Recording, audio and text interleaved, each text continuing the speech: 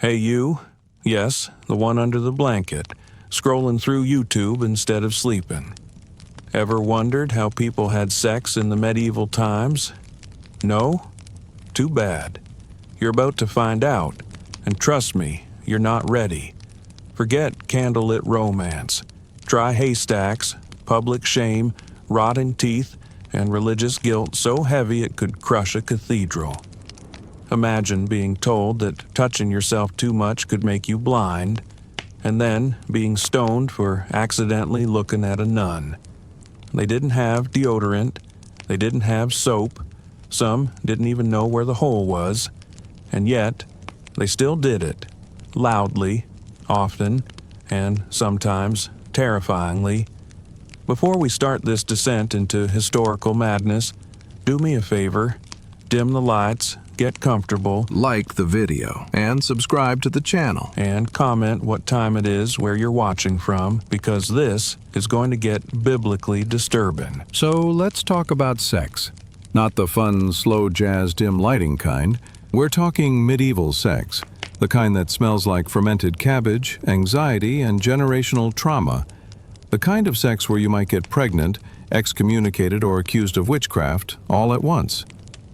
To begin with, forget everything you know about attraction. Medieval Europe wasn't exactly Tinder-friendly. Bathing was rare. Teeth were medieval. Deodorant was a fever dream. The average peasant smelled like hay, smoke, sweat, and pig. And yet, somehow, people still got horny. Humanity finds a way. Marriage? That was more of a business contract than a love story. Your local lord or village priest might arrange it. Sometimes you got to meet your future spouse a week before the wedding. Sometimes at the altar.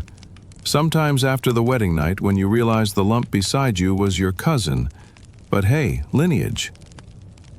The church had opinions with a capital O. Sex was supposed to be strictly for procreation. Anything else was a sin. Oral sex? Hellfire. Sex on Sundays? Hellfire. Enjoying yourself? Straight to hell, do not pass go. And let's not even talk about masturbation. According to the clergy, every time you touched yourself, an angel died, probably from disappointment. So what was sex actually like? First, privacy was a myth. Most peasants lived in one-room homes. Parents, kids, goats, all under the same thatched roof. If you wanted to get frisky, you either did it quietly under a blanket or risked eye contact with grandma knitting 3 feet away. It wasn't uncommon for families to cough loudly or sing to give couples a moment of dignity. Sometimes the goats joined in. Mood killers. The beds? Straw mattresses, filled with bugs, no real pillows. Maybe a shared wool blanket. Not exactly the Four Seasons. And don't forget the chamber pot filled with everyone's nightly regrets, sitting inches from your head. Sexy. As for the act itself, well, positions were dictated by theology. Missionary was the only God-approved setup. Anything else and you were basically reenacting the fall of man. The idea of pleasure, especially for women, was seen as suspicious. If you liked it too much, you might be a witch. And speaking of witches, orgasms were literal evidence of demonic possession, according to some medieval scholars. A woman moaning in ecstasy? Clearly the devil was involved. Better call the Inquisitor. Nothing says foreplay like a witch trial. Now let's talk contraception, or more accurately, the terrifying medieval attempts at it. Some women wore dried weasel testicles as amulets. Others used potions made of dung, mercury, or ground-up bones. None of them worked, but they probably did kill the mood. Condoms? Technically, yes. Made from sheep intestines, reusable, washed and dried between uses. Nothing quite like saying, "Hold on, let me rinse my sheep gut to get things going." Oh, and consent? That's where things get dark. Marital rape wasn't considered a crime. Husbands had legal rights to their wives' bodies, and saying no didn't really exist. Women's pleasure wasn't discussed. Their pain was often ignored. In many cases, sex wasn't about connection, it was about control. Now you might be wondering, what about the nobles? Surely things were better up in the castles. Not really.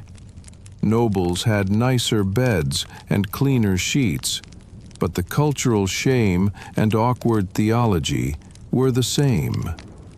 Courtly love was romanticized in poetry, but in practice, it often meant affairs, manipulation, and scandal. Kings kept mistresses. Queens were expected to stay pure and pop out heirs. Everyone was watching everyone else's bedroom like it was a royal soap opera.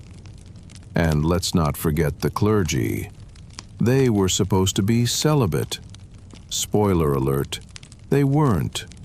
Many priests had secret lovers or entire families hidden away. Some even ran underground brothels. The hypocrisy was thick enough to spread on bread. Speaking of brothels, sex work was both condemned and tolerated. In many towns, brothels were regulated by the church. That's right, the same people preaching abstinence were collecting taxes from prostitutes. Medieval logic.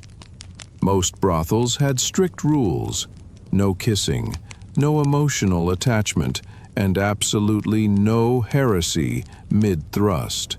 Some cities even had designated red light districts, complete with colorful banners and moral panic. And STDs? Rampant. Syphilis ran wild. No one really understood what it was, so treatments ranged from mercury baths to leeches on your genitals. Spoiler, neither helped. Both hurt. Despite all of this, medieval people kept having sex. Behind haystacks, in meadows, during festivals, sometimes even during church services. Humans are nothing if not determined. And in some rare, beautiful cases, there was love. Real love. Couples who managed to connect despite the theology, the hygiene, the But the church didn't stop at the wedding night checklist. No, they had full manuals. Clergy would explain, sometimes in sermons, sometimes in confession, what positions were allowed. Spoiler, it was missionary or bust. Anything else? Sinful. Even if it felt better. Especially if it felt better. And when it came to timing, the church was weirdly obsessed. There were days you were not allowed to have sex. Sundays? Off limits. Fridays? No way. During Lent? Absolutely not. During a woman's period? Hell no. After childbirth? You're kidding, right? While fasting? That's a spiritual crime. Basically, you had a grand total of about 47 minutes a month when sex was technically okay, and only if you weren't enjoying it.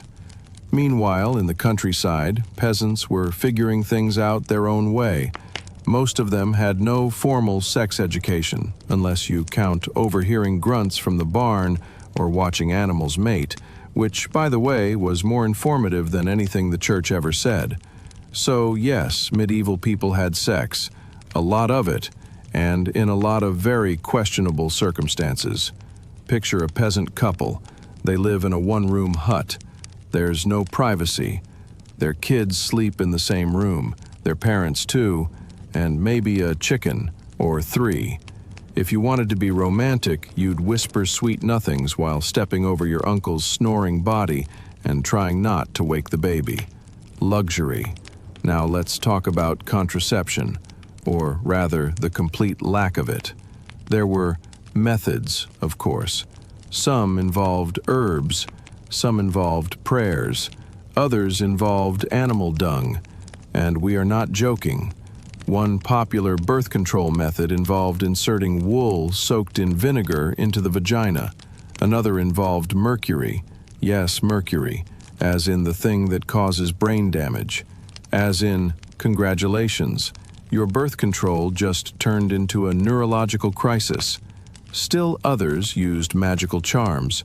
Women would wear amulets carved with mysterious symbols. Some believed if you jumped backward 7 times after sex while reciting a psalm, you wouldn't get pregnant. Guess what? They still got pregnant. But that's where things get really dark. Because if pregnancy occurred outside of marriage, the consequences were brutal. Shame, public punishment, sometimes execution. Women bore the brunt of it, ostracized, beaten, even accused of witchcraft. Meanwhile, noblemen could father a dozen bastards and just call them squires. Let's also not forget that bathing was rare, very rare. Imagine undressing someone who hasn't washed in 6 months. You're not getting turned on. You're trying not to pass out. Hair full of lice, breath like boiled cabbage, skin caked in grime and guilt. You didn't take clothes off for pleasure. You took them off like you were defusing a bomb. And yet, somehow, despite all this, people still wanted each other. They still snuck into haylofts, still arranged trysts behind monasteries, still passed love notes written in badly spelled Latin on stolen parchment. Because desire, however messy, inconvenient, and disgusting, has always been stronger than shame. Of course, there were rules for nobles too, but they were negotiable. A noblewoman might be expected to remain pure until marriage, but her husband? He had options. Courtesans, mistresses, scullery maids, stable girls. Basically, if she breathed and curtsied, she was fair game. And, unlike peasants, the upper class had the privacy and time for seduction. Some castles even had secret passageways for illicit midnight visits. Think of it like medieval Tinder. Except instead of swiping right, you tapped twice on a torch bracket. And if you were a royal? Forget it. Kings had entire manuals written about their sexual exploits. Charlemagne had so many lovers he needed a waiting list. Henry I of England had at least 20 illegitimate children, some of whom he acknowledged by handing them castles like party favors. But for every velvet-draped boudoir, there were 10 damp hay piles and 1 priest screaming from the rafters about eternal damnation. Let's not skip the topic of same-sex relationships. Yes, they existed. Yes, they were common. No, they were not accepted, at least not openly. The church called them crimes against nature. Punishments ranged from forced confession to flogging, imprisonment, or worse. But records still show countless cases of men caught embracing too tenderly or women accused of sharing a bed too often. Which, frankly, sounds more romantic than anything involving a medieval husband. Now you may be wondering, was there ever any fun in this? Well, yes. But it came with a side of paranoia. Pregnancy wasn't just likely, it was basically guaranteed. Every rendezvous was a gamble, especially for women. If she got pregnant outside marriage, her life was over. If she miscarried, they might accuse her of witchcraft. If she gave birth to twins, that was suspicious too. Double the babies? Clearly the devil was involved. Even married sex wasn't safe.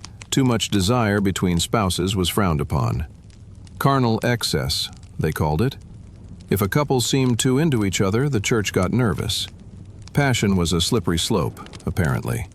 Next thing you know, you're smiling during the act, and they're burning you at the stake. And if that didn't scare you off, there were diseases. Oh yes, medieval STDs were their own special kind of nightmare. Syphilis, gonorrhea, something called the French disease. No offense, France. These weren't just common, they were catastrophic. Treatments included mercury, leeches, bloodletting, and prayers. If you think modern dating is risky, try kissing someone whose mouth is filled with ulcers and then drinking holy water to cure it. Good luck. So let's recap. Medieval sex was awkward, public, risky, and heavily policed. It was equal parts desperation and devotion, theology and filth. It could kill you. It could shame you. It could ruin your life. And yet, people still did it. Because even in a world of plague, piss trenches, and anti-sex sermons, human nature refuses to be scrubbed clean. Desire isn't logical. It's not sanitary. It doesn't care about church calendars or chamber pot schedules. It simply is. Messy, persistent, unstoppable. Like love. Or rats. Now, let's venture into the darker corners, the truly horrifying extremes of medieval sexuality. There were entire manuals written by monks detailing what you could and couldn't do. Some priests even handed out weekly schedules: Mondays for procreation, Wednesdays for abstinence, Fridays for penance. Saturday? Maybe. Sunday? Absolutely not. Sabbath sex was a one-way ticket to damnation. And yet, people still found ways. Behind the curtain of rules and repression, real human connection flickered.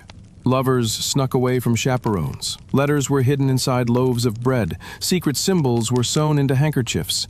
Barns became boudoirs. Lovers kissed by candlelight and risked everything just for one night of something that felt like freedom. Because even under the weight of religion, politics, and disease, sex remained what it always has been: a spark of rebellion, a stubborn act of humanity, a whisper that said, "I'm alive, and I want to feel it." That sex in medieval times was never just two people and a moment of passion. It was religion, reputation, rot, and rats. It was a chore, a ritual, a transaction. Sometimes it was penance, sometimes it was punishment, and once in a while, if the lice weren't biting, if the priest wasn't watching, and if no one had died that week, it was almost tender. Almost. Let's be honest, most of it was just logistics. Getting undressed in a room with no heating, no deodorant, and no clue what the hell foreplay is, that's not sexy. That's survival. And if you're thinking, at least the nobles had it better, think again. Velvet doesn't hide the stench of bad choices. And gold-plated goblets don't make up for the fact that your marriage was arranged when you were 9. But hey, at least there were aphrodisiacs, like dried beaver testicles, or powdered stag antler, or wine mixed with burnt wool and a whisper of goat hair. Whatever worked, I guess. And if you didn't have aphrodisiacs, just go to church. Nothing gets the blood pumping like being told your body is a sin. Still think you were born in the wrong era? Medieval sex wasn't just horrifying. It was dangerous. If you didn't get excommunicated, you got an infection.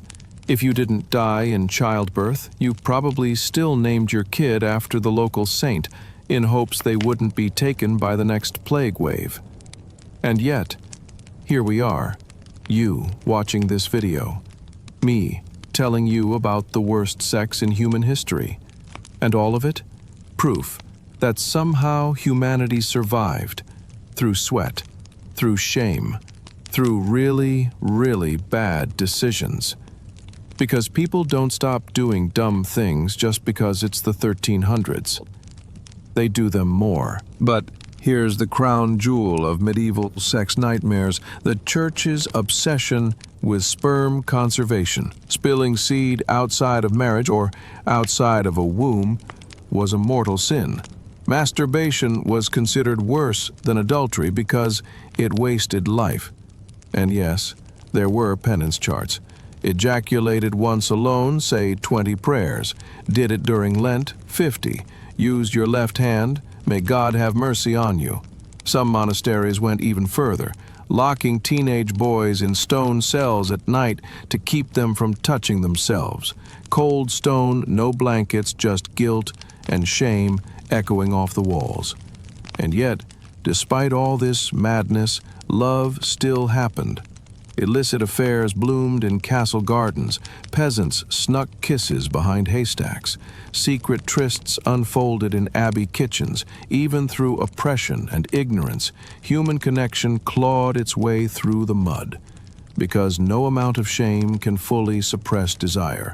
Because even in an age of fear, people still wanted to feel close, to be touched, to be seen. Even if the only privacy they had was a moment behind a hay cart, or a kiss in the dark after curfew, even if they had to carry a wooden bucket afterward, even if the world told them it was wrong, because it felt, if only for a breath, like freedom. Now let's talk about weddings, because nothing screams romantic like a legally binding livestock exchange. In many parts of medieval Europe, marriage was less about love and more about land, livestock, alliances, and social climbing. Two families would come together, agree on a bride price or dowry, shake hands, maybe spit on it, and boom, you're married. Sometimes the bride and groom didn't even meet until the ceremony. Sometimes they were children. But here's the twisted bit. It wasn't considered a real marriage until it was consummated. And yes, there were witnesses. Some noble families had a charming tradition called the bedding ceremony, where the newlyweds were led to their marital bed by a crowd of cheering, drunken guests. The couple would undress, get in bed, and then the guests would stay, offering advice, chanting prayers, or just watching to make sure it happened. If you were lucky, they'd leave before the actual act. If not, well, enjoy the show. In some cultures, bloody bed sheets were displayed the next morning as proof of virginity. No blood? Big problem. Accusations, shaming, sometimes even annulments or punishments. Which is especially disturbing when you realize how many of these brides were underage. And if a marriage turned sour? Too bad. Divorce was nearly impossible. Adultery could get you branded or killed. Homosexuality was illegal. And celibacy, outside of a monastery, was considered suspicious. There was one narrow, painful path: walk it or suffer. Meanwhile, the church dictated when and how you could have sex. Certain days were off limits. Fridays? No sex. Lent? Forget it. Holy days? Nope. Pregnant? Better not. Breastfeeding? Forbidden. Menstruating? Absolutely not. If you actually calculated all the no-go dates, married couples had roughly 100 acceptable nights per year. And positions? Only one was officially sanctioned: the missionary. Anything else was labeled unnatural. Oral? Sodomy. Rear entry? Heresy. Standing up? Might summon a demon. Some priests even wrote manuals warning couples not to enjoy sex. Pleasure was a sin. Moaning was suspicious. Eye contact? Maybe dial it back. The goal was simple: reproduction. Love, joy, satisfaction, those were pagan distractions. But people are people, and they rebelled in quiet ways. They snuck into haylofts and storerooms. They carved hearts into tree trunks. They exchanged poems and trinkets. They whispered under the moonlight. They found each other in a world that told them not to, and sometimes they got caught. Records exist of couples fined for fornication in a church or bawdy conduct in the fields. There were trials, punishments, public shaming, but also evidence that people still tried, still loved, still reached out in the dark, and sometimes, miraculously, they reached back. Because even in an age of shame and control, the human spirit is slippery, and desire, it finds a way. Even if that way is through a pile of hay, next to a bucket, while the rooster crows. Now let's dig into contraception, or rather, the frantic, half-baked medieval attempt at it. Because here's the deal. People absolutely wanted to avoid pregnancy, especially peasants who could barely afford to feed themselves, let alone a surprise 9-pound bundle of plague-prone joy. But without science, condoms, or actual reproductive education, medieval folk turned to the next best thing: witchcraft, folklore, and trial by disaster. Want to avoid pregnancy? Chew wild carrot seeds every day. Doesn't work? Try stuffing wool soaked in wine up your vagina. Still no luck? Some women tied weasel testicles around their thighs because that made sense to someone. Others wore amulets containing crushed frog bones, boar's teeth, or even dried blood. One charm supposedly worked if you whispered a Latin prayer while standing on one leg and farting. I wish I was joking. Meanwhile, herbalists, mostly women, were quietly passing around recipes: tansy, pennyroyal, rue. Dangerous herbs with abortive properties. Some worked, many didn't, and a few were fatal. But if you were desperate and poor and terrified, they were your only option. And yes, there were condoms. Kind of. Some used linen soaked in vinegar and tied on with string. Others used animal intestines. But these were rare, expensive, and deeply uncomfortable. Most people just rolled the dice. And when the dice came up baby, you hoped it lived. You hoped you lived. Childbirth was brutal. No anesthesia, no sanitation, no doctors, just midwives, prayers, and maybe a screaming chicken for moral support. Women died constantly. In some towns, childbirth was the second most common cause of death, right after infection from filthy doctors. And yet, the population kept growing, because sex still happened, even when it was terrifying, even when it was regulated, even when it could kill you. And this wasn't just a peasant problem. Nobles had their own horrors. A king might have dozens of illegitimate children. Court ladies were groped, seduced, traded in marriage deals like horses. Some queens were forced to prove their virginity to bishops. Others were locked away in towers when they failed to produce heirs. And if you were royal and gay, good luck. That secret could cost you your title or your life. And then there was the church. Ah, yes, the church. Simultaneously, the moral compass of Europe and one of its most hypocritical institutions. Clerics were supposed to be celibate. Many were not. There are records of monks caught in brothels, bishops with mistresses, abbots fathering children, and priests accused of sexual assault. One archbishop reportedly kept a harem. Another blessed prostitutes in exchange for confession. Yet they still preached abstinence from the pulpit while hiding lovers behind the altar. And don't get me started on relics. Certain churches claim to have holy chastity belts, actual metal devices said to preserve virginity and ward off sin. In truth, they were probably torture devices, invented more for imagination than real use. But they appear in manuscripts and myths, symbols of fear, obsession, and the weird medieval urge to control the human body. Because that's what it always came down to, didn't it? Control. Sex was dangerous, messy, powerful, and so they tried to tame it with laws, lies, leeches, and lechery. And failed. Because you can't chain instinct. You can't preach away desire. Not even in a stone chapel lit by beeswax and shame. You wake up the next morning sore, confused, and possibly pregnant. No one knows, because medieval contraception is not a science. It's a gamble made with herbs, hope, and outright denial. Let's talk birth control, or the catastrophic medieval attempt at it. If you're a peasant woman trying to avoid a sixth child after losing the last 5 to plague, famine, or a particularly aggressive goat, good luck. Some used pennyroyal, a plant known to encourage menstruation. It also encouraged kidney failure and death. Others tied weasel testicles around their thighs. Not joking. Apparently, rodent scrotum was the original Plan B. There were pessaries made of honey, wool, and crocodile dung, though the dung was more Egyptian than medieval. But the absurdity carried over because why not? Nothing screams sexual health like stuffing literal animal crap inside you and hoping for the best. Men, on the other hand, pulling out and prayer.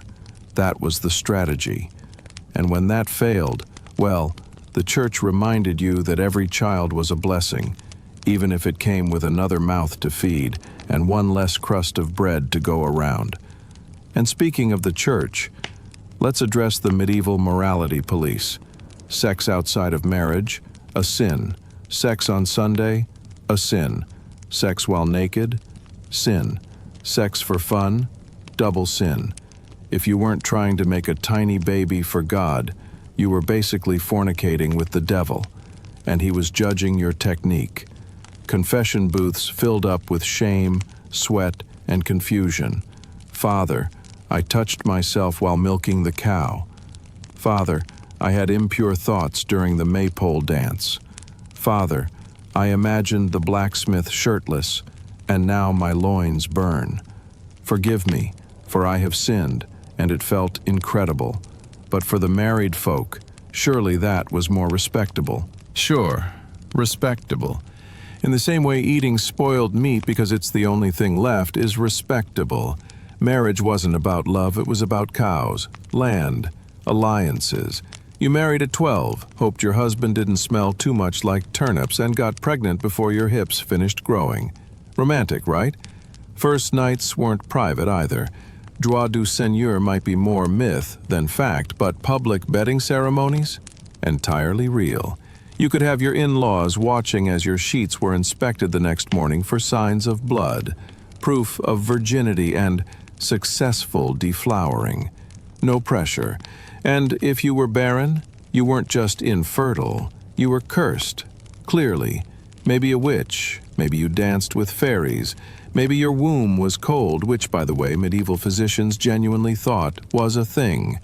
They prescribed warm baths, soft music, and the advice that you should just relax and think fertile thoughts. Meanwhile, your husband was cheating on you with a tavern girl who only had 2 teeth and a generous outlook on bathing. Let's not forget about venereal disease. Syphilis arrived in the late 15th century like a rock star, ravaging Europe, melting faces and leaving physicians completely baffled. They blamed everything from bad air to immoral thoughts. Treatments included mercury ointments. A little poison never hurt anyone, right? And sitting in saunas until your skin fell off. Spoiler, it didn't work. That sex, in medieval times, was never just 2 people in a moment of passion. It was religion, reputation, rot, and rats. It was a chore, a ritual, a transaction. Sometimes it was penance, sometimes it was punishment, and once in a while, if the lice weren't biting, if the priest wasn't watching, and if no one had died that week, it was almost tender. Almost. Let's be honest, most of it was just logistics. Getting undressed in a room with no heating, no deodorant, and no clue what the hell foreplay is, that's not sexy, that's survival. And if you're thinking, at least the nobles had it better, think again. Velvet doesn't hide the stench of bad choices, and gold-plated goblets don't make up for the fact that your marriage was arranged when you were 9. But hey, at least there were aphrodisiacs, like dried beaver testicles, or powdered stag antler, or wine mixed with burnt wool, and a whisper of goat hair. Whatever worked, I guess. And if you didn't have aphrodisiacs, just go to church. Nothing gets the blood pumping like being told your body is a sin. Still think you were born in the wrong era? Medieval sex wasn't just horrifying, it was dangerous. If you didn't get excommunicated, you got an infection. If you didn't die in childbirth, you probably still named your kid after the local saint, in hopes they wouldn't be taken by the next plague wave. And yet, here we are. You, watching this video. Me, telling you about the worst sex in human history. And all of it? Proof that somehow humanity survived. Through sweat, through shame, through really, really bad decisions. Because people don't stop doing dumb things just because it's the 1300s. They do them more. So, sleep tight, dear viewer. Dream of woolen underpants, garlic breath, and the sacred smell of mildew. And remember, you shouldn't exist, but somehow you do. And that makes you part of this long, messy, hilarious story too. Now go, rest, forget everything I told you, until tomorrow night, when we find something even worse, because you're about to time travel back to a world without plumbing, privacy, or personal boundaries. There are no bathrooms here, no porcelain, no flushing, no two-ply toilet paper. There's barely a wall to lean on. Tonight, you're entering a chapter of history where the closest thing to luxury was a wooden hole suspended above a river, and the worst-case scenario involved public defecation, angry geese, and an open sewer flowing past your window. You probably won't survive this. And even if you do, you'll never sit on a toilet the same way again. So before you get comfortable, take a moment to like the video and subscribe, but only if you genuinely enjoy what I do here. And drop a comment with where you're watching from and what time it is. I like to know which time zones are tuning in while I describe the many creative ways medieval folks managed their bowels. Now dim the lights, let the fan hum like a breeze over a muddy moat, and let's begin. You wake up in the middle of the night with a familiar feeling in your gut, that unmistakable medieval rumble. Something you ate, yesterday's turnip mash, last week's eel stew, or maybe just raw terror, is ready to leave your body. There's no holding it in. You're going to have to go. Now. You sit up in the pitch-black dark.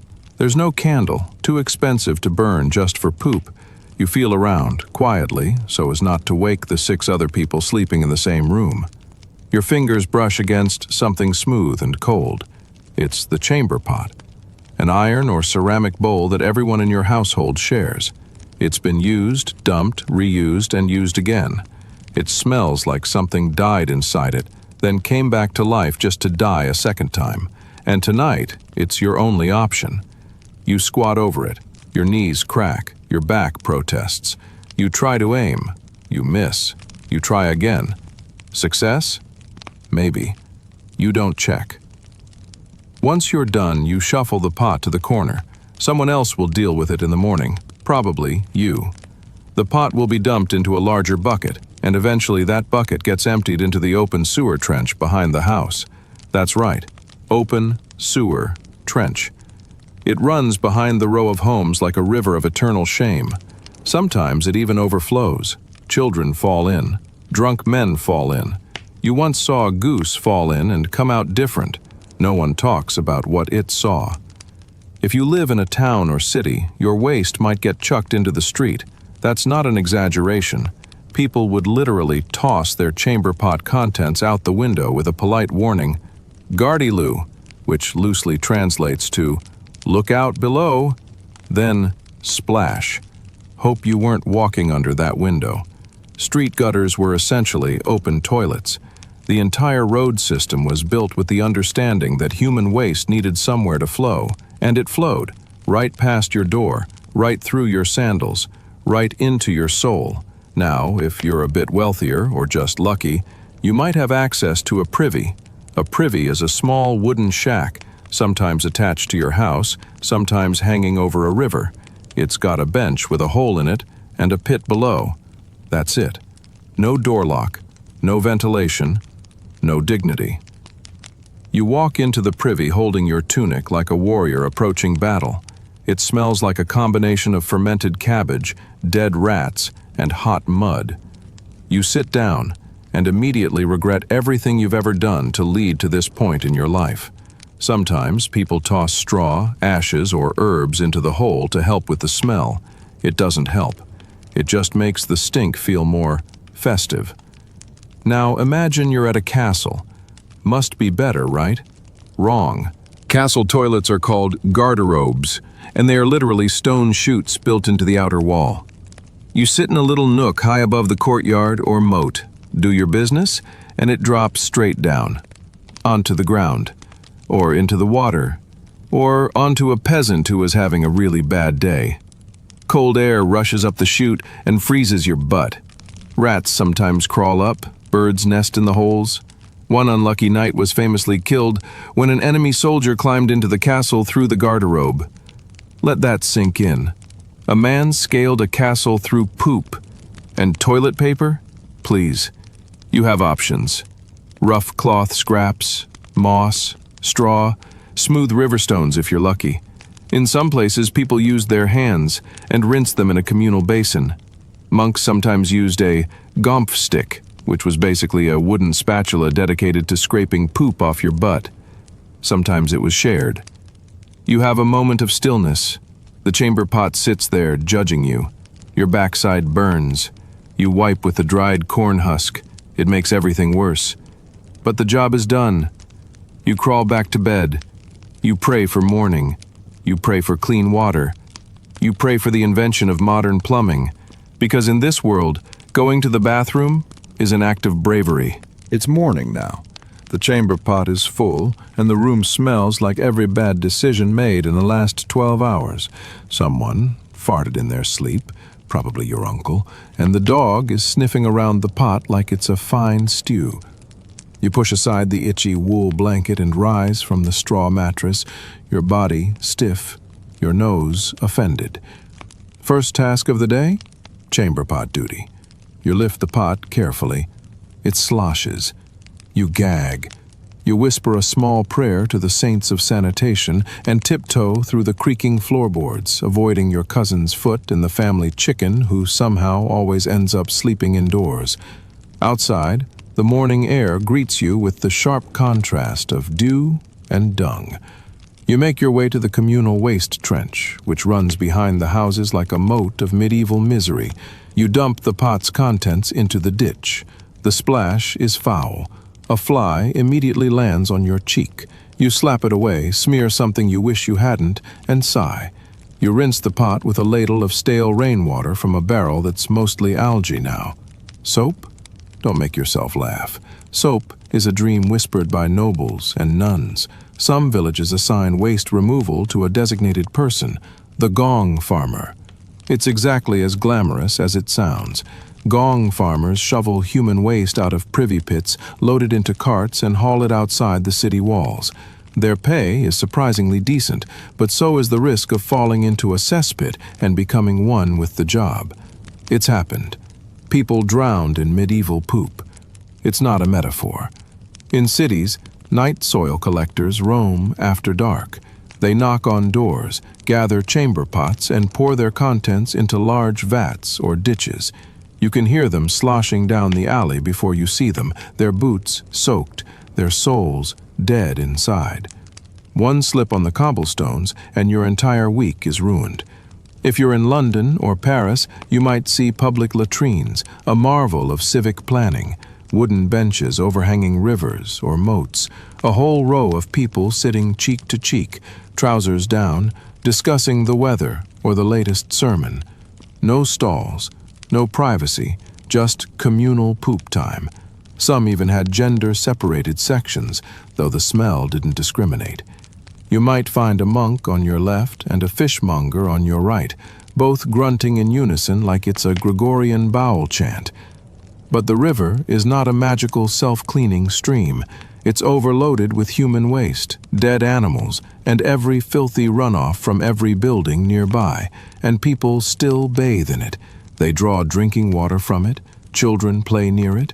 It's a miracle anyone lived past 12. Now let's get really fun. Flying toilets. Yes, that's what historians now call the habit of throwing human waste out the window. Upper floor residents would dump the contents of their chamber pots straight onto the street. The wealthier homes had little signs that warned pedestrians. Others just yelled, "Gardy-loo!" and hoped for the best. You learned very quickly to walk close to the walls during the day.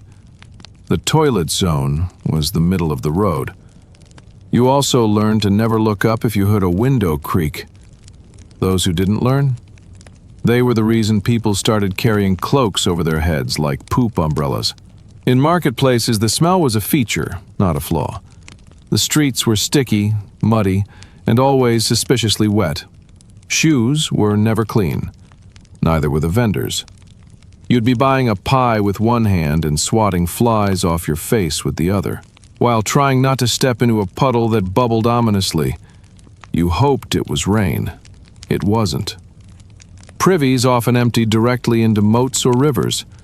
That means castles, those bastions of civilization and military glory, were surrounded by literal toilets.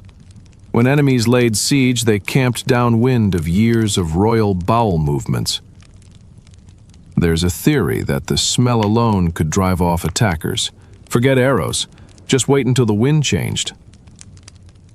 Now, how about toilets on the road? Travelers often relieve themselves in forests, fields, or behind rocks. You dug a shallow hole, did your business, and covered it. Sometimes. If you were lucky, you didn't sit on a nettle or squat near a snake. If you were unlucky, you were bitten. Somewhere important. Monks traveling between monasteries often carried small wooden scoops for burying their waste. That's probably the cleanest thing anyone did in 500 years. And yes, they wiped. With what? Moss, leaves, rags, hay. Smooth stones were a fan favorite in some areas. In monasteries, scholars wrote about the 3-stick method, which is exactly what it sounds like. 3 small sticks used to clean yourself. They were washed and reused. Eventually.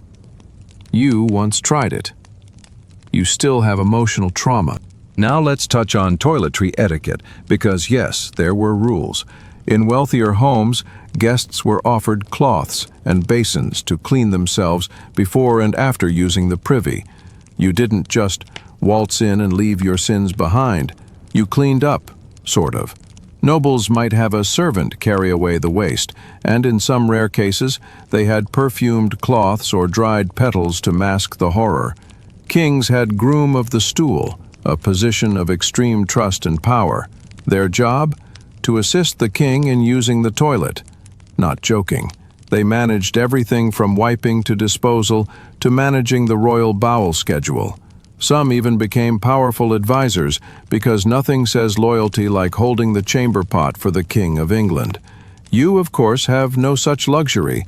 You finish your morning routine, scrape your boot clean on a patch of grass, and head toward the center of the village.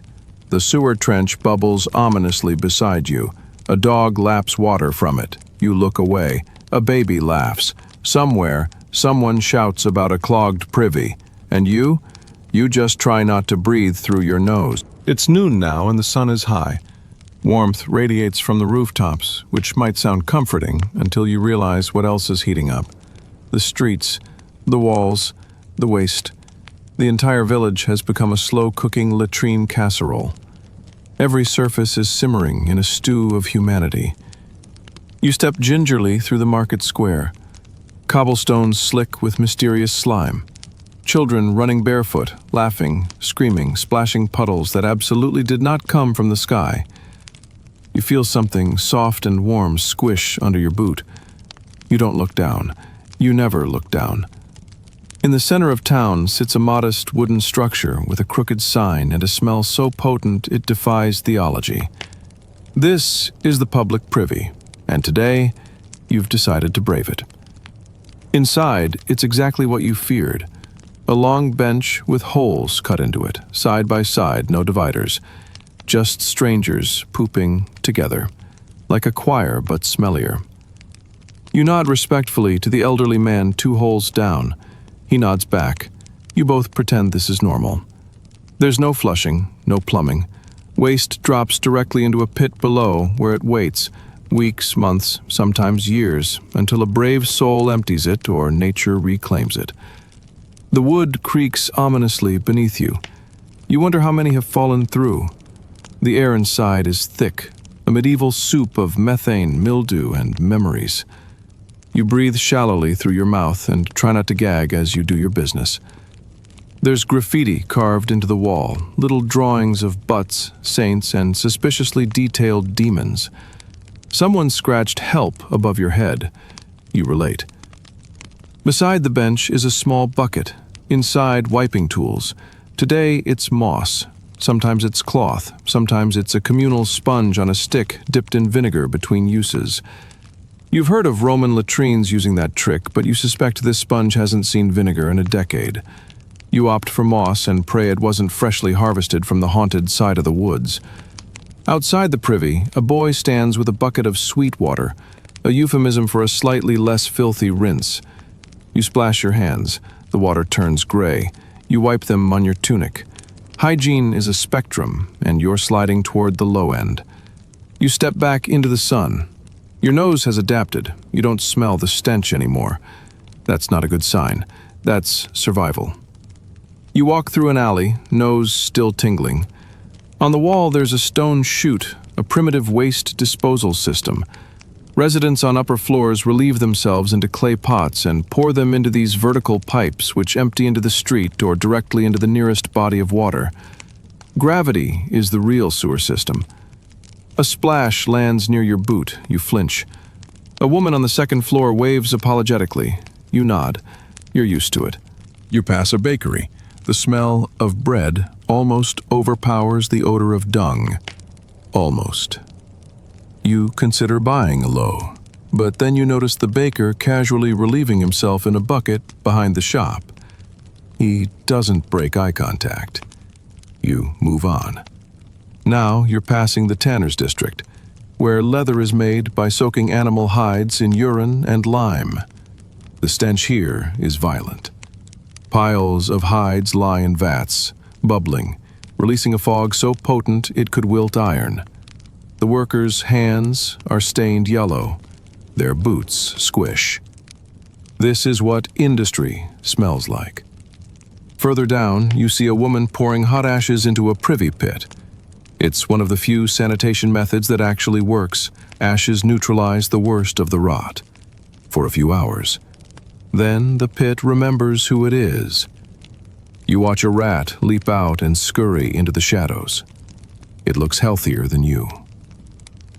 In larger cities, sanitation laws exist on parchment, but not in practice.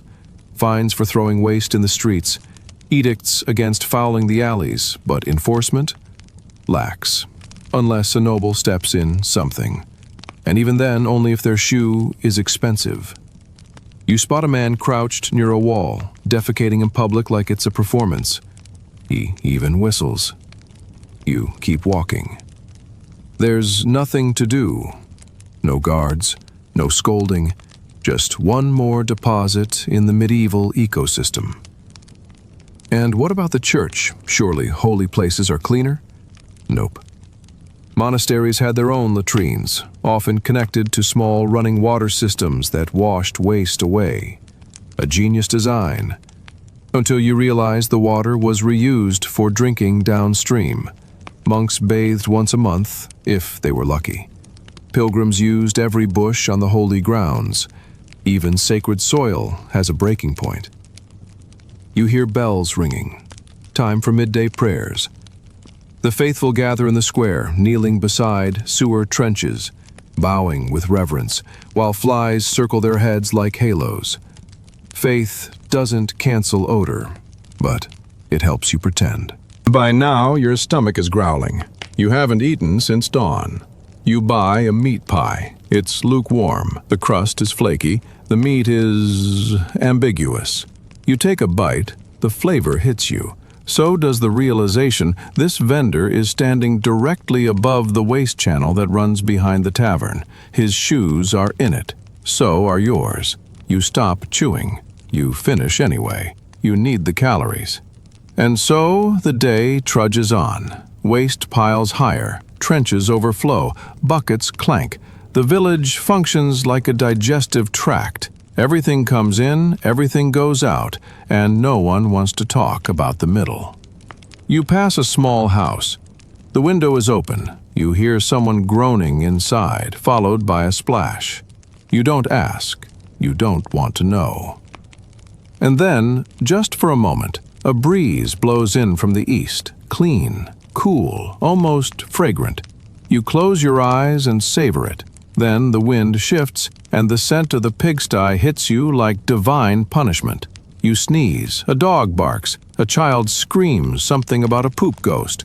You keep walking. It's barely past noon, and medieval hygiene? It's just getting started. You've made it to the outskirts of the village, and the air is, miraculously, less weaponized. Fewer chamber pots, more trees. But don't let the greenery fool you. Sanitation doesn't magically improve just because you're standing near a bush.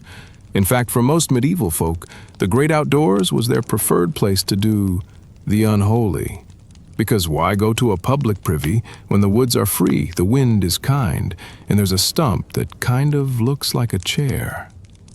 You wander off the path and find a quiet spot. This is nature's toilet. And today, that's your best option.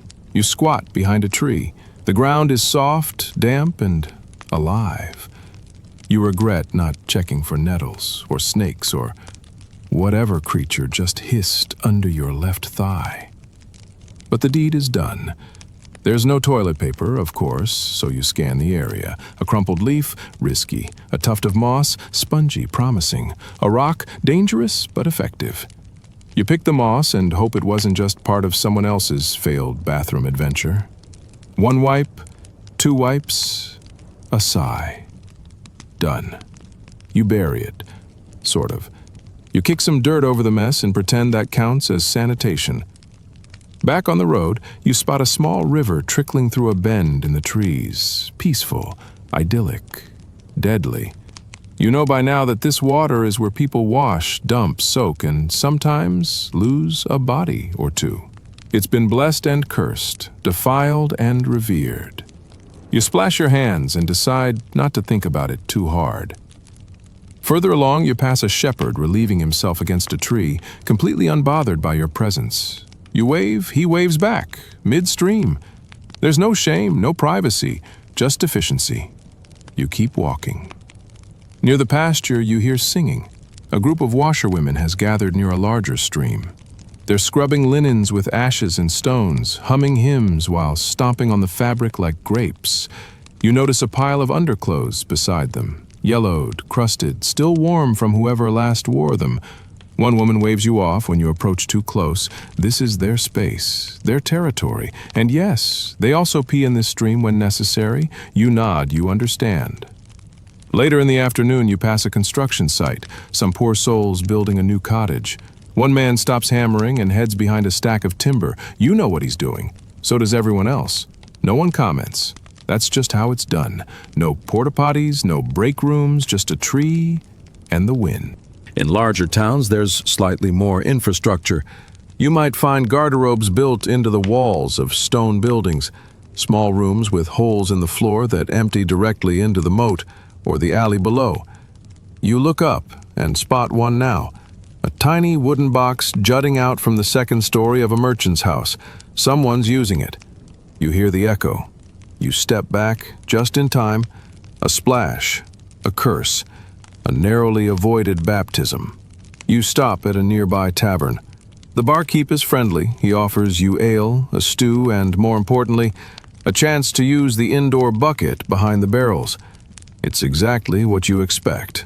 Dark, damp, splintery, and surrounded by flies that have seen too much. You go anyway. You've lowered your standards. You left them back in Section 1. After dinner, you help a few locals clean up the pigsty. This involves shoveling more than just hay. One man jokes that pigs are cleaner than humans. You laugh, then realize he's serious. In the corner of the yard is a latrine trench, a shallow ditch dug for the specific purpose of collecting human waste. It's supposed to be temporary. It's been here 5 years. Someone tosses in a handful of straw and shrugs. Fertilizer, they say. You don't ask what they're fertilizing. You head back toward the village. It's dusk now and people are using their chamber pots one last time before sleep. You can hear it happening through thin wooden walls, grunts, splashes, murmured complaints. One old woman yells at her husband for missing. Again. Some toss the contents out the window with a shout. Others walk to the ditch behind the church and dump it there. You join the procession. Your own pot sloshes as you walk. The ditch burps. You return home. Back in your hovel, the family pot is set near the fire again. Still warm, still half full. You decide not to empty it again. Tomorrow's problem. You lie down on your straw mattress. Someone next to you snores. A baby coughs. A rat scuttles near your foot. You scratch your leg and realize you may have sat in something. You sigh, and just before you fall asleep, you hear it. A splash, a window, a curse, a goat scream. Medieval plumbing in action. Morning again. The sun is barely up, the rooster is late, and your bladder is ahead of schedule. You fumble in the dark for the chamber pot. It's where it always is, just past your sleeping cousin, between the wall and a stack of onions someone forgot to eat 6 months ago. You nudge your way over, groggy, hoping no one else filled it in the night. Spoiler, they did. You squat, you aim, you hope. The floor creaks, someone groans. You whisper an apology to no one in particular. Then, relief, followed by regret. The pot sloshes when you set it back down, and you pray the goat doesn't knock it over again like last week. You crawl back into bed, but it's too late. You're awake now, and so is your nose. The smell hits first, then the heat. The fire has warmed the room just enough to reawaken the full bouquet of overnight bodily emissions. The chamber pot is only part of it. There's the damp socks, the dog's breath, the collective breath of 5 people who haven't brushed their teeth since birth, and of course, the ever-present must of hay, mold, and old sins. You step outside for air, and you're not alone. Half the village is already up, wandering to and from the ditch behind the houses, each one carrying a pot, a bucket, or, in some cases, nothing at all. A man squats near the fence like he's claiming territory. A toddler pees into a boot. You just nod and keep walking. You pass by the communal latrine trench, still open from the night before. Someone has added a board across the top, like a very sad bench. You see a man seated there now, reading a scroll and humming. Multitasking. You respect it. The trench bubbles. You move on. Later that morning, you help a neighbor clear out her privy shed. A wooden outhouse tucked behind a vegetable patch. It leans left, like it's tired of existing. Inside is a hole over a pit, surrounded by old rags, dry leaves, and one very brave spider. You shovel out the worst of it and throw lime powder into the hole. It barely helps. She thanks you with a hunk of stale bread and a nod. In medieval terms, that's love. Work begins. You haul bricks again. The sun rises, the sweat returns, and by midday, you need to relieve yourself again. There's no chamber pot nearby. The ditch is too far. You walk to the alley between 2 thatched huts and make do. It's shadowy, secluded, sort of. You hear footsteps and stop, but the footsteps don't stop. They join you. Now you're both standing there, side by side, peeing silently into the same patch of grass. You don't make eye contact. You both nod. A sacred bond is formed and never acknowledged again. By mid-afternoon, the tavern's outhouse is a beacon of hope. You stop in, order a small beer, and request access to the bucket. It's not a euphemism. Behind the kitchen is a half-room, half-stall structure with a ceramic pot inside. There's a curtain. No door, no dignity. You pull the curtain and do your business. Outside, you hear a bard playing a lute. Life continues. After work, you return home. Your little brother has spilled the chamber pot. Again. It's now under the bed. He swears he tried to clean it. With what, you ask? He points to your pillow. You sit down. You stand up. You light some dried herbs and hope they cover the smell. They don't, but they make you sneeze hard enough to forget for a second. Evening falls. Your mother gives you a look that says, "Go clean the pot." You do. You carry it outside, avoiding the goat, the dog, and your brother's wide-eyed apology. You reach the trench. You dump it. The trench gulps like it's hungry. The splash, somehow louder at night. You rinse the pot in the barrel. The water's cloudy. You swirl it around and pour it out. Good enough. You leave it by the fire again, ready for the next round. Someone else enters the room holding their own pot. You both nod. It's a dance. a rhythm, a daily ballet of liquids, containers, ditches, and shame. But you're used to it now. You've adjusted. Medieval toilet life is no longer horrifying. It's just the background music of existence. And tonight, you lie in bed, stomach full of beans, bladder full of regret, and hope your dreams aren't interrupted by an urgent wake-up and the cold touch of ceramic in the dark. You close your eyes. The goat sneezes, and somehow you fall asleep anyway. It's morning again.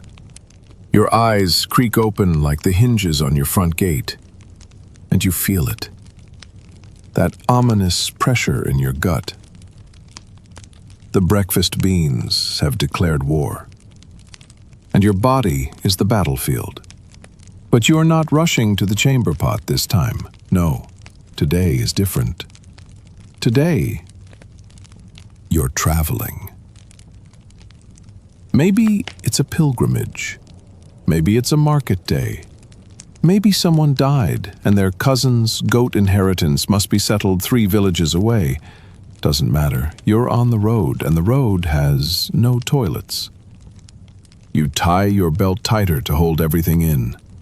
Your pants, your dignity, and the bubbling rebellion within.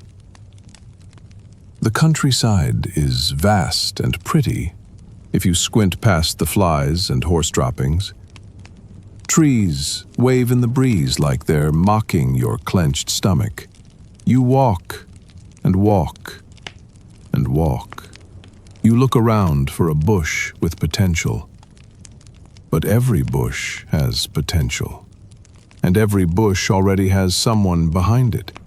A merchant, a monk, a peasant, a nobleman who has dismounted his horse and is squatting like he's making a business deal with the earth.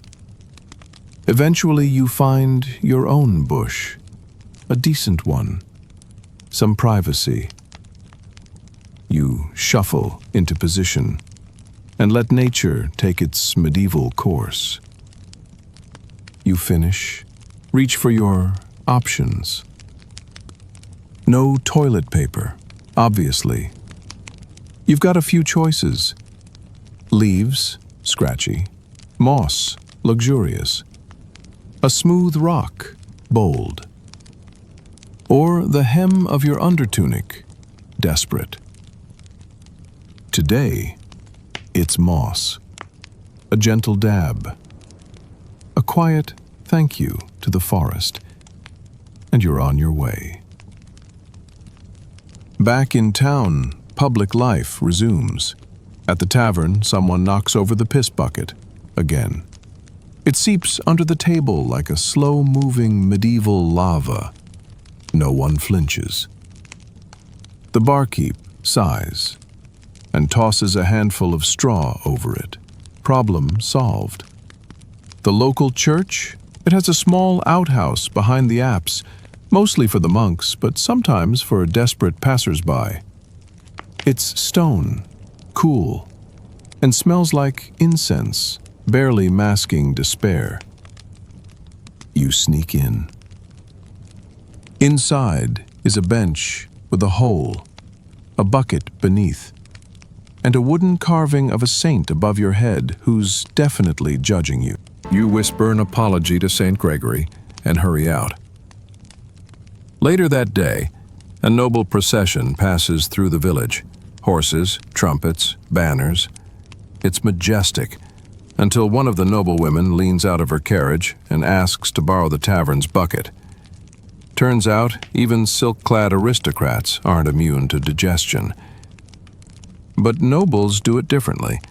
They carry portable commodes, little wooden boxes with padded seats and compartments for scented herbs. You see one carried by a red-faced servant, trailing behind the lady like an embarrassed accessory.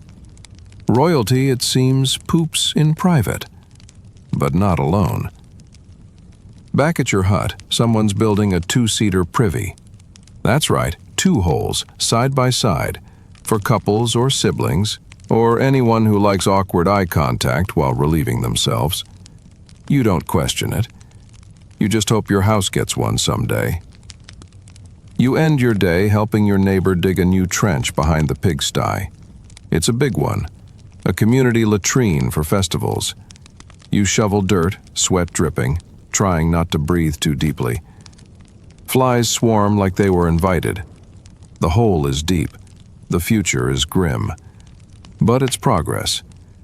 You wipe your forehead with your sleeve and think, one day, someone will invent plumbing. You don't know what that means, but it feels like hope. That night, the sky is clear, the stars are bright, and your stomach is mostly quiet. You lie down by the fire, pot nearby, hay poking your back, and think to yourself, you're managing. You're surviving. And in a world where toilets are a luxury and privacy is a myth, that's a miracle. But today, for some stupid reason, you've decided to attempt laundry. You carry your clothes, tunic, undertunic, socks made from regret, to the communal washing spot near the river. It's where everyone goes to pretend they're doing something about their hygiene. You find a flat rock, slap the tunic down, and start beating it like it owes you rent. Next comes soap. You have two options: wood ash mixed with lye, a caustic chemical that eats through dirt, fabric, and your hopes. Urine.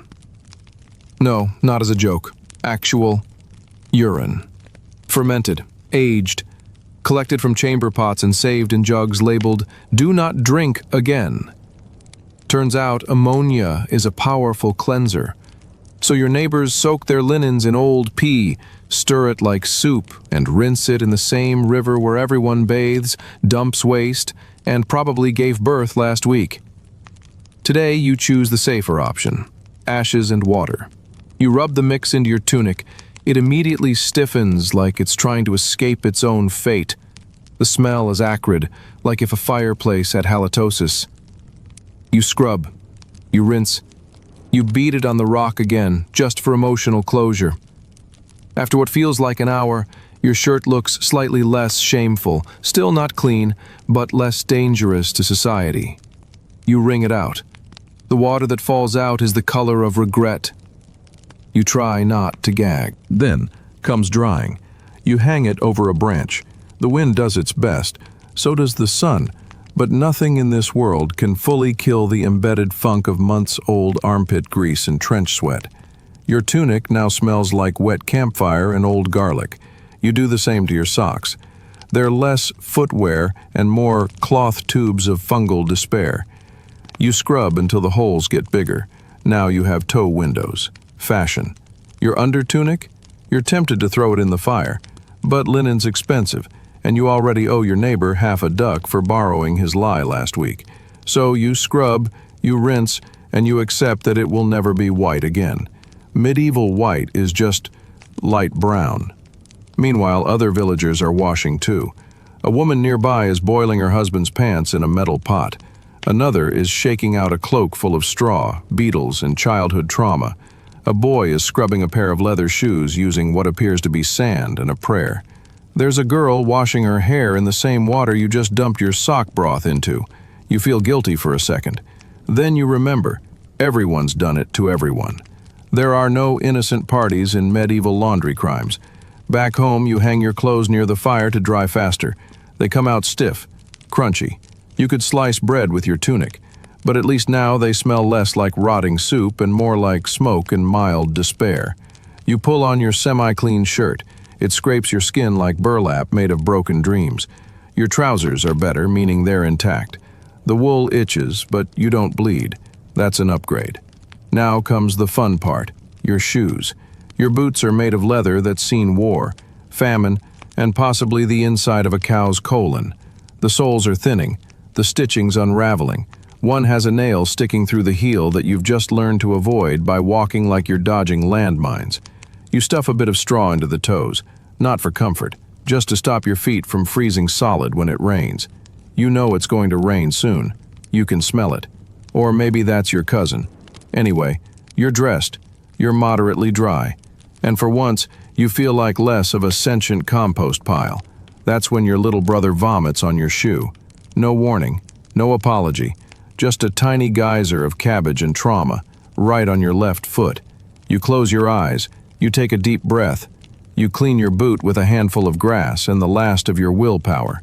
Then you stomp your foot until the mess feels like part of the original boot design. Medieval fashion, now featuring biohazards. You look around the room. Everyone is getting dressed. Everyone smells like they fought a war with a swamp and lost. But you're ahead of the curve. You've washed, you've scrubbed, you've sanitized with ashes and smoke, and for a fleeting moment, you feel proud. Then the dog pees on your drying socks. Of course it does. Now that you've endured the sacred torment of medieval laundry and survived the public urination of both people and livestock, it's time to handle a different battlefield altogether. Your hair. Yes, your hair. You've already smeared ashes and goose fat into it once this week, which means you're overdue for another round of medieval hair care. And calling it care is generous. It's more like low-budget damage control with ingredients stolen from a barn and a witch's spice rack. You sit near the hearth. The heat makes your scalp sweat before you even begin. That's good. It softens the crust. You pull out your grooming toolkit. A wooden comb with 2 teeth left, a handful of dry rosemary, and a small pot of animal fat that's been slowly melting by the fire since breakfast. Your cousin joins you. She's got a knife, a bored expression, and lice. Not on her, on you. And she's decided it's time to extract them. She doesn't ask. She just grabs your head like it owes her money and starts picking through your roots. It's an ancient ritual. Not out of love, not out of hygiene, just necessity. Left unchecked, the lice multiply, build a small empire on your scalp, start minting their own coins, and eventually declare independence. She finds the first one. Big boy, she mutters. She crushes it between her thumbnail and the comb handle. Pop, you wince. She grins. She finds 3 more, flicks them into the fire like she's performing a flea exorcism. You sit there, still, staring into the flames, and wonder if your soul just left your body. Then it's your turn to check her hair, tit for tat. You dig into the tangles like you're searching for treasure in a bramble bush. You find a flea, you name it Sir Geoffrey, and squash it with dignity. It's bonding. Violent, itchy bonding. Once the lice are mostly gone, it's time for round 2. Herbal scrubbing. You take the rosemary, dried, brittle, stolen from a monastery garden, and crumble it into your hands. You mix it with a dab of warm goose fat, creating a chunky, fragrant sludge. It smells like Thanksgiving dinner got punched by a forest. You rub it into your scalp. It stings. That means it's working. You massage it in, slowly, working your fingers through the knots. Your nails scrape the dirt off your scalp. Underneath the fat and the ash and the trauma, you begin to remember what it feels like to not be crusty. It's almost spiritual. Your cousin hands you the comb. You take it. You brace yourself. The first tug rips out a chunk of hair. You scream internally. You keep going. Comb, tug, rip, sigh, repeat. Every stroke brings out tangles, bugs, a few emotional flashbacks, and enough dead hair to knit a small tunic. You pile it all in a corner like some kind of ritual sacrifice to the hygiene gods. Eventually you get the comb through from root to tip, once. Victory. Your hair is now slick, pungent, and vaguely pointy from all the weird angles it's taken, but it's yours. And it's clean. Again, by medieval standards, which means it no longer actively assaults the senses. You wrap it in a cloth to keep the grease from staining your pillow, which, again, is just a sack of old hay with mousebite marks on it. You lay the cloth on your head like a medieval bonnet of honor. You glance at your father. He hasn't washed his hair since the Crusades. It's solid, like a helmet made of sadness. You consider offering to help. Then you remember the last time he bit someone during a combing session. You move on. Your sister is now attempting to style her hair. She has one ribbon, 3 wooden beads, and a dream. She braids her hair in thick, ropey strands and threads the beads through the ends. It's not fashion, it's function. Braiding helps keep the lice colonies contained. It also prevents you from accidentally swallowing your own hair while sleeping, which has happened before. Not pretty. Sometimes, for special occasions, people dye their hair with herbs or mud. Blonde was popular in some regions. People used lye, lemon juice, or even pigeon droppings to lighten their strands. You tried it once. You cried. You smelled like pigeon for a week. Still, there's vanity here. In the middle of filth and famine and war, people still try to look good, or at least less terrifying. Your neighbor once rubbed honey into her curls before a festival. She got swarmed by bees halfway through the feast. Tragic, but radiant. You stare into the fire, now feeling the weight of your freshly scraped scalp and greasy strands. You look clean, sort of. You feel like you tried, and that's more than most. Then your uncle walks in. He hasn't touched his hair in a decade. It's matted into one solid clump, like a medieval dreadlock made of filth and ambition. He calls it his blessing. You think it's a biohazard. He sits down next to you, scratches his head with a fork, and mutters something about lice being good luck. You nod politely. It's easier than arguing. Suddenly, you remember something. A rare memory. Nobles sometimes wore powdered wigs. They shaved their heads, powdered them white, and wore curled hair pieces instead. Why? To hide lice, to show off wealth, and sometimes to look fancy while dying of syphilis. You wonder if the nobles ever had their cousins pick through their hair with dirty fingernails. You wonder if anyone is ever truly clean in this world. You doubt it. But tonight, your scalp doesn't itch. Your hair doesn't smell like livestock. And for the first time in weeks, you might not wake up to a flea migration on your forehead. Small wins, big lice. Welcome to medieval hair care. For 75, you've washed, shaved, scraped, combed, and survived countless parasites with names like Gerald and Sir Geoffrey. But now it's time to confront a subject you've been dreading since the sun came up: going to the bathroom. You see, in the Middle Ages, toilets weren't a private, tiled sanctuary with soft lighting and a fan that pretends it's masking sound. Toilets were holes. Literal holes. Sometimes pits, sometimes buckets. Occasionally, bridges. Let's begin with the basics. You need to relieve yourself. Your stomach is making medieval threats, and your bowels are in open rebellion.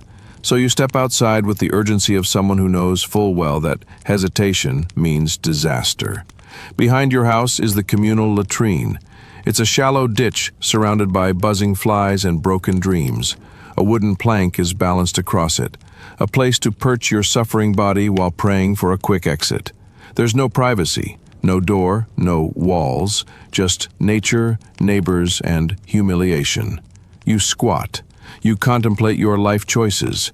Then you do what must be done. The stench rises like an angry spirit. It fills your nostrils. It invades your soul. It whispers to your ancestors. You breathe through your mouth, then regret that even more. Now comes the big question. What do you wipe with? There's no toilet paper, obviously. Probably your options include a fistful of hay, abrasive and judgmental, a smooth river stone, rare and icy, the sleeve of your undertunic, shameful but soft. Nothing. Don't ask how many choose this. Today you go with the hay. You grab a clump, check it for thorns or insects, and do your business. It's not effective, it's not dignified, but it happens. You toss the used hay into the pit and quickly move away, legs trembling, dignity evaporated. But that's just your latrine. Let's take a tour of some other medieval toilets. 1. Castle garderobes. If you're rich, you poop in a castle. Great, except your toilet is a stone seat with a hole that drops straight down the wall into a moat. That's right, a literal poop chute. The smell wafts back up. The splash echoes for miles. And heaven help you if a gust of wind comes the wrong way. Oh, and guess what? The mode is where people fish. Bon appetit. Number 2. Public privies. In cities, there are shared outhouses, wooden shacks where dozens of strangers relieve themselves over one giant pit. It's always full, always warm, always buzzing with activity. You sit, the wood is wet, you cry a little, then someone jiggles a door because they don't know you're inside. You screech, they apologize, you both pretend it never happened. Number 3. Chamber pots. If you don't want to go outside at night, you go in a pot. A big ceramic bowl you keep under the bed. Everyone has one. Everyone hates theirs. Some people decorate them with painted roses. It doesn't help. In the morning, someone has to empty it. Usually a child, possibly you. You grab the pot carefully like it's an ancient relic. You carry it outside, trying not to spill. Then you reach the window. Yes, the window. And you throw it. Into the street, into the gutter, into the nearest flow of open sewage that winds through the town like a lazy river of biological warfare. Before you toss it, you're supposed to shout something. It varies by country. In English towns, the traditional warning was, "Gardez-lou!" A medieval French corruption meaning, "Watch out for the water," as if this watery horror deserved such a polite name. If someone doesn't move fast enough, well, now they're baptized in community bowel sins. That's how you make enemies. Or wives. Depends on the century. You've seen it happen. You've heard the screams. You've also been on the receiving end once. You don't talk about that day. Number 4. Bridges. If you're traveling and there's no toilet in sight, you use a bridge. You squat over the edge and pretend you're majestic. You're not. You're a biological threat dangling over a public water source. Fishermen hate you. Birds hate you. You hate yourself. But the real kicker? No one washes their hands afterward. That's right, no soap, no rinse, no problem. You just wipe your hands on your tunic and move on. Or maybe dunk them in a bucket if you're feeling fancy. Germ theory doesn't exist yet. Bacteria is still considered witchcraft. Everyone's immune system is operating on pure fear. And what happens when someone gets sick from this toilet chaos? They die. Or worse, they survive but spread it to everyone else. The streets of your village often smell like waste, because these sewage systems are just open trenches. You walk beside them daily. You step over them, sometimes into them. You once dropped a turnip into one and didn't tell anyone. You hear stories about ancient Rome, how they had working plumbing, underground sewer systems, public baths that didn't smell like goat farts. You assume it's a lie, or magic, or both. You dream of a world with porcelain thrones and two-ply tissue, but instead you squat over a hole and pray not to fall in. And yes, people have fallen in. There are tales, horrifying tales, of villagers who slipped and sank into the muck, never to return, of cesspits collapsing beneath nobles mid-squat, of unfortunate souls whose final moments were a mixture of shock, terror, and gastrointestinal betrayal. You finish your latrine ritual, pull up your trousers, still damp, and walk back into the village with your head held high. Because you survived medieval toileting.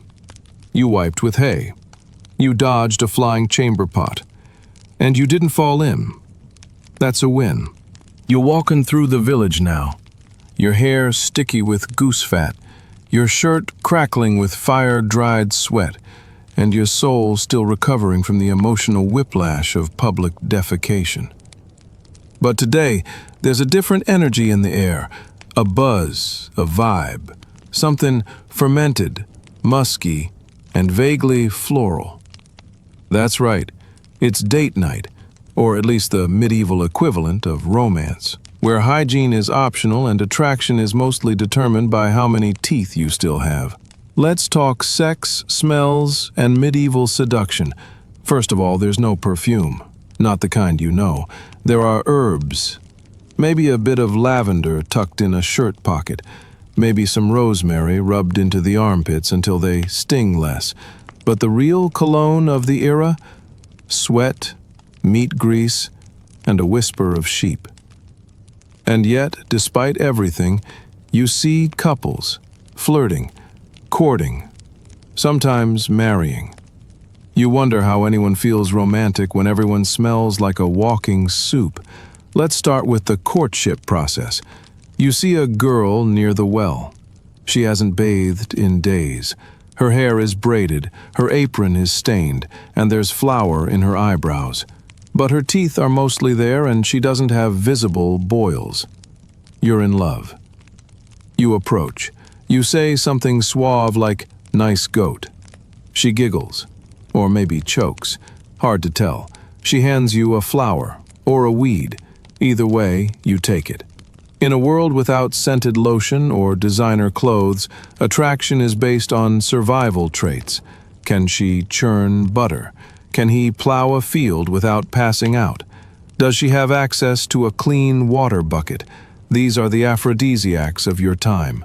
Now comes the fun part, getting close. You lean in. Big mistake.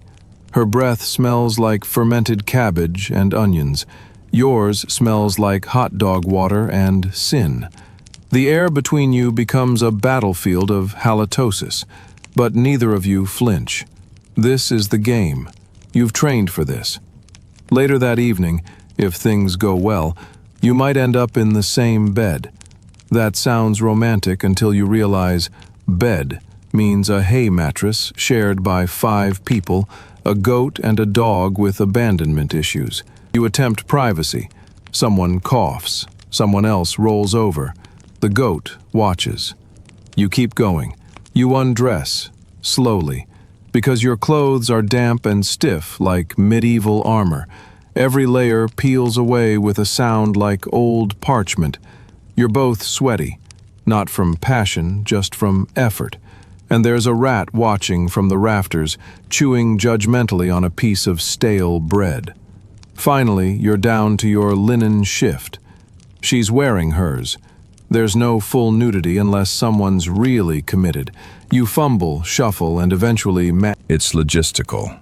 The whole thing lasts 4 minutes, tops. 3 if someone sneezes. Afterward, you lie in silence, catching your breath, hoping your rash doesn't come back. No cuddling, too sweaty. No pillow talk, there's no pillow. Instead, you both roll to opposite sides of the hay, scratch yourselves discreetly, and try to sleep, while praying your bodies didn't just exchange new kinds of lice. You think that's bad? Try being rich. Nobles had access to perfumes, sure, but they rarely bathed. Instead, they masked their stench with floral oils and powders. Their clothes were crusty, their undergarments were never changed, and yet they acted like gods among men, perfumed peacocks in velvet pants who smelled like rosewater and moldy cheese. They'd use handkerchiefs soaked in lavender to block out the smell of peasants. You once watched a duke faint because he smelled an onion. The irony? Rich people had worse dental hygiene. Sugar was a status symbol, so nobles' teeth rotted faster. Their breath? A crime against nature. And yet, romance still bloomed. Medieval love letters were full of flowery language and dead birds, literally. Men sent tokens like feathers, ribbons, even pickled organs. Nothing says I adore you like a dried-out sparrow wrapped in twine. Weddings? That's another can of rotting worms. Bathing before the big day was suggested but not enforced. Most brides bathe once, maybe, the week before, then layered on herbs, holy water, and hope. The ceremony would be packed with family, clergy, livestock, and a constant background hum of body odor. You once attended a wedding where the priest stopped halfway through to wipe sweat from his face with the marriage certificate. Then came the feast.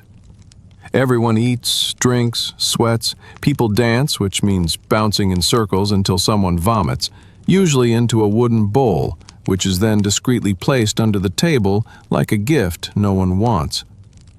Later that night, the couple is escorted to bed, not alone, with witnesses, because consummation must be confirmed.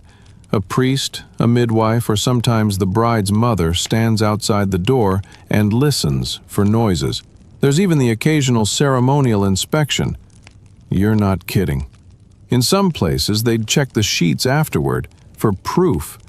You know what kind of proof. You shudder. You roll over in your own bed, thankful you're just a poor peasant with zero oversight. And yet, despite all this, despite the smells, the sweat, the hay in unholy places, people still fell in love. They had children, they sang terrible songs under the moonlight, and wrote bad poetry with quills dipped in beet juice. Romance survived, because humans are stubborn, because even in a world with no soap, no privacy, and no understanding of deodorant, someone still looks at someone else and says, "You smell like horse, but you're my horse." Back at home, after your soul-searching scrub at the medieval cesspool spa, you're feeling okay. Not clean, that's not a thing, but at least differently dirty. And now, it's time to address something far more treacherous than bathhouses and chamber pots: shaving. You catch your reflection in a murky bucket of water, the Middle Ages answer to a mirror. You tilt your head and take a good look at the wilderness growing on your face. Your beard isn't charming. It's not knight in shining armor material. It's more bandit in a bush meets damp moss in distress. But you can't just let it go. People may be walking bags of bacteria, but social norms are social norms. A scruffy face implies poverty, neglect, and, in some places, witchcraft. So today, you shave. You start with the tools. First, your razor, not the 5-blade titanium-coated kind. You're holding a piece of iron that's been sharpened on a rock by someone with arthritis. It's about as precise as a butter knife duct-taped to a spoon. You don't have shaving cream. The idea hasn't even been born yet. Instead, you smear a thin layer of animal fat on your cheeks, probably lard from this morning's porridge pig. It smells like sadness and bacon. You tell yourself it's moisturizing. Now you begin. The blade skates across your jawline with all the grace of a plow through gravel. Every pull feels like it's one swipe away from an impromptu tracheotomy. Blood bubbles up almost instantly. You dab at it with a rag that may or may not have been used to clean something unspeakable. The sting reminds you you're alive. You make it halfway down your cheek when you hit a bump. Ingrown hair, pimple, tiny demon sprouting from your skin. You dig the blade in to be sure. You scream, quietly, through your teeth. There's no anesthetic, no aloe. You dab the wound with vinegar and whimper. It burns so badly your soul tries to escape through your eyeballs. You feel lightheaded, possibly due to blood loss, or the psychological toll of being your own medieval surgeon. You power through, because grooming in the Middle Ages isn't about vanity, it's about not dying from infection and ridicule. Once your cheeks are shaved, you attempt the chin. Mistake. Your blade snags on something coarse, probably a hardened oat or bit of hay, and drags it down like it's pulling up roots. You reconsider everything: your hygiene, your ancestors, your life choices. Eventually, you finish. You're bleeding from 3 places and sweating like a pig in confession, but your face is hairless. Mostly. One patch under your jaw still has some fuzz. You decide it adds character. Then comes hair care. You run your fingers through your scalp. You immediately regret it. Your hair is thick, tangled, matted, and loaded with a substance you don't recognize. It could be grease, it could be dirt, it could be the remnants of a mouse nest. You don't ask questions. There's no shampoo. There's ash, actual ash. Some people mix it with water to create a kind of gritty paste. It's supposed to absorb oil. You smear it on your scalp like you're seasoning yourself for a medieval barbecue. It smells like yesterday's firewood and humiliation. You massage it in. You pretend it's working. You rinse it off in a half-full bucket of lukewarm disappointment. Then you reach for your conditioner.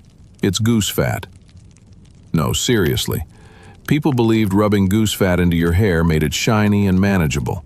You scoop up a glob, sticky, cold, viscous, and smear it through your ends. It doesn't make your hair softer. It makes your hair into a weapon. If someone lights a match near your head, you might explode. Now, your hair is slick, your scalp is sore, and your dignity is officially in hiding. You grab a wooden comb, one missing half its teeth, and try to pull it through. You manage 2 strokes before it snaps. You sigh. You wrap your hair in a linen cloth and pretend it's intentional. Maybe someone will think you're a scholar, or just hiding the plague. You glance at your eyebrows. You leave them. No one had time for eyebrow maintenance, except maybe monks, and only the neurotic ones. You take a moment to breathe. The worst is over. You're groomed. By 14th century standards, you're basically a Calvin Klein model. And now, time to help your grandfather with his grooming. He's ancient, possibly immortal. His beard has its own zip code.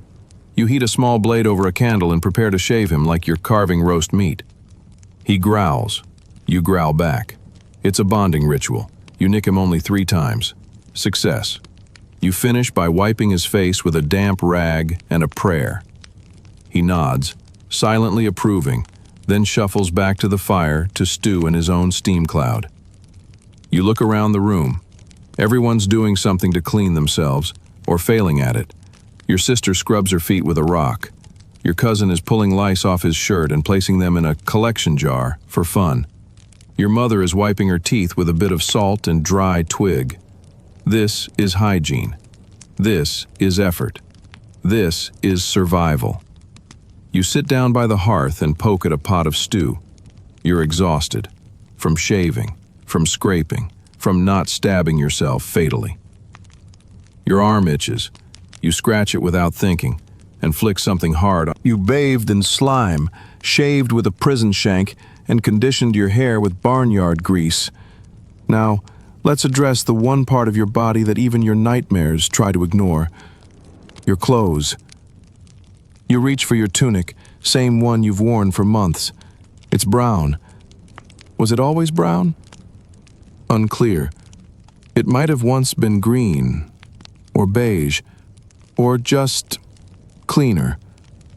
But now it's crusty in some places, soft in others, and has developed its own weather system. You shake it out. Dust puffs into the air like you just released an ancient curse. Let's talk about hygiene at the marketplace, or rather, the complete and total lack thereof. You pass a butcher's stall. There's a pig's head on a table, flies gathering for brunch. No ice, no refrigeration, just raw meat, sitting in the sun like it's auditioning for a horror film. The butcher waves at you with a blood-covered hand, then picks up a sandwich with the same fingers. Bon appetit. Next to him is the baker. His stall smells better, yeasty and warm, but his apron hasn't been washed since the last king was alive. His fingernails are black. He scratches his beard, kneads some dough, and keeps going. No gloves, no shame. Someone's selling cheese. You're not sure what animal it came from. The wheel is sweating. You poke it, it jiggles, you buy it anyway, because hunger is stronger than fear. Now you approach the fishmonger. He's yelling about eels. He pulls one out of a bucket and slaps it onto a plank. It twitches. A child screams. Another cheers. You pretend to be interested so he doesn't throw one at you. It's a real risk. Here's a secret. Most vendors have no access to clean water. They wash their tools in rain barrels. They rinse their hands in shared buckets. And they clean their stalls with bundles of hay that just smear the filth around like medieval abstract art. You're back in bed now. The fire has burned low. The village is quiet. No shouting, no chamber pots flying through windows, no mysterious goat noises, just the soft rustle of straw and the occasional creak of wooden beams settling above you. And you've made it. You survived medieval hygiene. You washed badly. You bathed rarely. You shared combs, beds, buckets, and bodily fluids with people who thought prayer could cure syphilis. You wiped with hay. You kissed people who hadn't brushed their teeth since birth. You survived your own wedding night, outlived bloodletting, escaped the plague twice, and even dodged death by turnip at the market. And somehow here you are, breathing, resting, existing. Not because the world was clean or safe or even slightly sensible, but because humans, for all their filth and folly, refused to quit. Your ancestors were stubborn, scrappy, smelly, and impossibly resilient. They kept going. Through lice, through love, through laundry that could legally be considered a weapon. And now, you lie here in clean sheets with a toothbrush on your sink, soap in your shower, and probably 5 bottles of shampoo you forgot you had. You live in a world where you don't have to boil rosemary to feel human again. So breathe deep. Appreciate the silence. Let the ridiculous, itchy, grimy memories of medieval life fade into a strange, oddly comforting dream. And when you wake, maybe, just maybe, floss. Hey, if you enjoyed this bizarre bedtime journey through the history of human hygiene, don't forget, like the video, subscribe, and comment your current location and local time. I'd love to know who else is falling asleep while contemplating medieval butt-scratching rituals. Sleep well. Sweet dreams. Until next time.